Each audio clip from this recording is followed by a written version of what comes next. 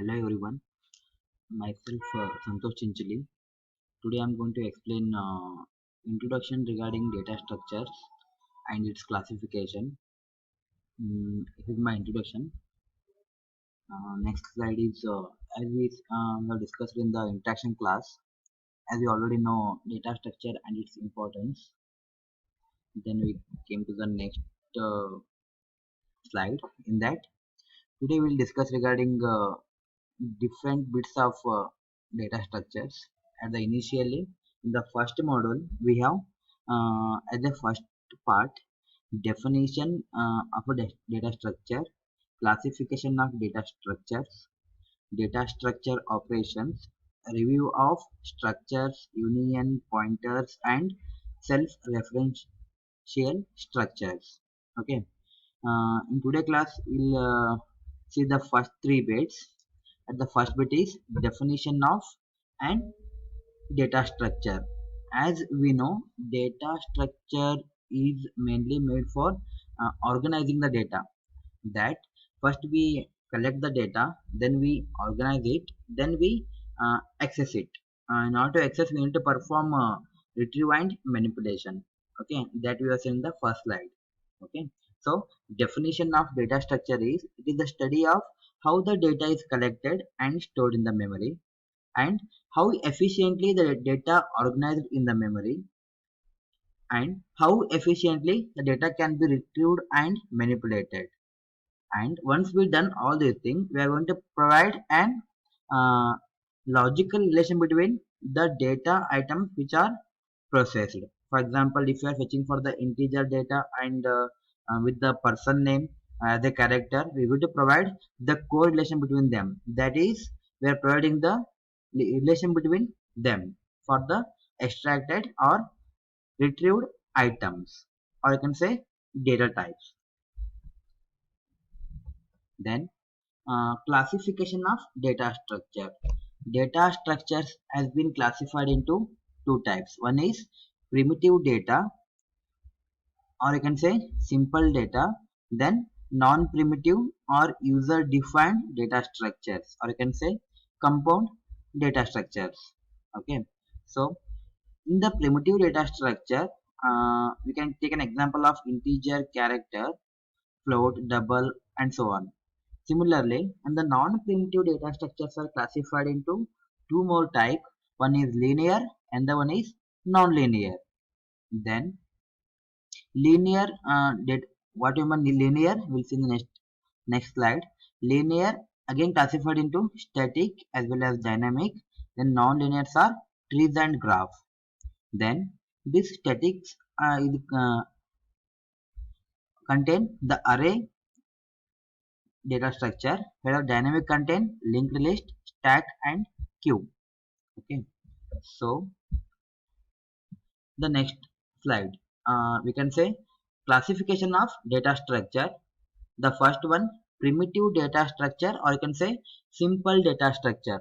The simple data structure, where these are the uh, data which are directly manipulated by the machine instructions. Okay, for example, you can say whenever I declare any integer, I can specify the data type int. If it is a fraction number, I can specify float. If I'm asking any names and all, for example, if I'm going to define any variable with a name, that time it is a character. Then if I want more values for the integer, then I can make use of doubles. Then if I need any address of the variable, that I will go for the pointers. So these are the predefined value that are directly accessed by the machine instruction. These are not user defined. Okay, so these are simple one, predefined variables. So system can directly uh, manipulate the values provided by these data types. Then non-primitive data structures are, these are nothing but the compound data structure. Okay, here the data what we specify will not be directly accessed by the machine instructions. For that we need to specify the functionality, or you can say it is user defined functions. And it can be classified into two types. What are those? Linear data structure, then non-linear data structure. Linear data structure, the name itself indicate here the values, or I can say the element are stored sequentially in a memory. Okay, or I can say continuously in a memory. Whereas in the non-linear, the values are not stored sequentially, or you cannot access them directly one after the other like we are doing in the linear. So as I told here, values or elements are stored in sequential or linear order, and it can be accessed one after the other, means that they are stored uh, adjacent to each other. Then if I read the first element, I will next element will be read to the adjacent element. So you can read continuously, or you can say sequentially. In the linear relationship, the elements are maintained as a sequential memory location. As I told, the first element will be stored in the 0 location, second element of the will be stored in the first location. Similarly, third element will be stored in the second location. Like that, it will be stored in the sequential memory location. For example of linear data structures are arrays, queues, linked list, and stack. Here, in all these data structures, the values are stored sequentially. Then, non-linear data structures. Okay, the non-linear data structures where the elements of these data structures are not stored in the continuous manner. Okay, they are in a some different location. In order to access this location, I need to make use of certain keys. If I specify those keys, then only I can able to retrieve the location of an element. We cannot access them in a sequential manner. And why? Because here the elements are not stored adjacent to each other. Okay. Example for non-linear data structures are graph and trees. Okay, so this array queue will be covered in the first array queues and linked list will be covered in first three models. Then graph and tree will be covered in the last model. Okay, then uh, in the example I have shown here, so first linear data structure you can consider an array element. So as I told, in the elements are stored sequentially one after the other, or you can say these elements are adjacent to each other. Similarly, what I has told, the location will be memory locations are in a sequential order. So 0, 1, 2, 3, 4, so on. It is an sequential order. If I want the second element of an array, I need to specify array of 2, so that I will get the third element. So third element will be obtained from the second location, that is 0, 1, 2. I need to specify the index. Then first we'll go as an example. It is a data structure. Here it contains a collection of similar data items. It means that if I'm storing the integer value, all the elements of that array should be an integer value only. I can't make a combination of floats, character, and in integer in a single variable. So if I'm using only names, then I have to make use of all characters to be stored in the a single variable. Okay, so you need to make use of similar data items to store the values in a single variable, and it has to uh, each elements of an array can be accessed by using a subscript, or I can say the index. Okay, for example, if I want to get this third element, then I have to specify the subscript or the index is 2, then only I can able to get it. And an example what I have shown here is an example for a single dimensional array. Okay, so as an example I have given here, as a student, here set of students are there, list of students are there. Here if I want to access each of them, I want to specify the index number. Okay, so it contains a single location, so that a single subscript is sufficient. This one called as a one dimensional array. Okay, then uh, another example another example is a two-dimensional array. Here store will be considered a first subscript, department will be considered a second subscript. Okay, if I want to access 2872, then I have to specify this entire information will be stored in a single variable named sales. Okay, then first if I want to access 2872, then it will be of first row and first column. So first row will be of the first subscript, and first column will be the second subscript. So sales of row comma column, that is 1 comma 1 will define the value at particular location. So it is an example for two dimensional.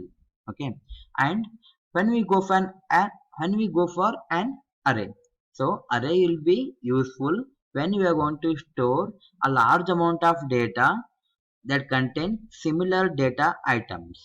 Okay, for example, as I told in the student example, if you want to store hundreds of students in a single variable, okay, all are having uh, the name as an data type, it contains the character, then I can make use of a single variable uh, single variable for storing all these items. I can access these 100 students data by using the index value, or you can say subscript value. Then next one is a stack.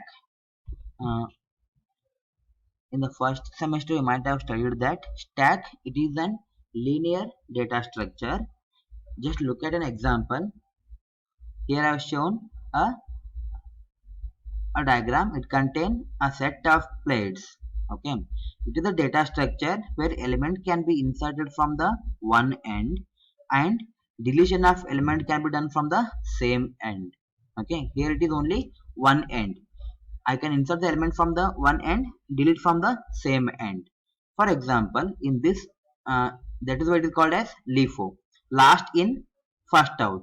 For example, if I am having these many plates, first will be added here, second will be added, third will be added. If I am having four, fourth will be added. Now, if I want to get the first one, first I have to remove the fourth, then I have to remove the third, then I have to remove the second, then I will get the first one. So that last in will be removed first. Even though I want the first one, first I have to remove the last three plates. That is why, because having only one end, so it is LIFO, last in, first out.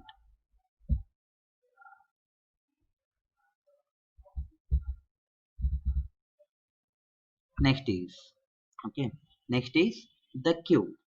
Queue is another linear data structure where the element can be inserted from one end and deleted from the another end. So inserting end will be the rear end, deletion end will be the front end. It is a important concept. Most of the students will get confused regarding we can insert from front end, delete from the rear end. No, it is opposite. And insert from the rear end, delete from the front end. Just I will show an example of the queue. Just look at here. Here bus stop is there. The bus, when bus will arrive, so this will be considered the rear end, this will be considered the front end.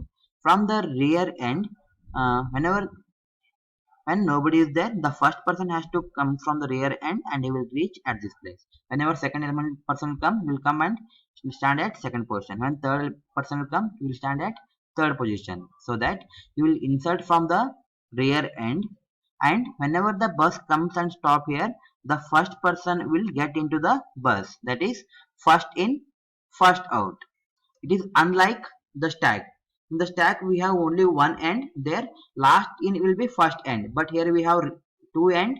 From the rear end we are going to insert, from the front end we are going to delete, means that whenever the person enter into the bus, he is got deleted, like that. So insert from the rear end, delete from the front end. It is first in, first out technique. In stack it is last in, first out. Here it is queue, first in, first out. Okay, then next is non-linear data structure.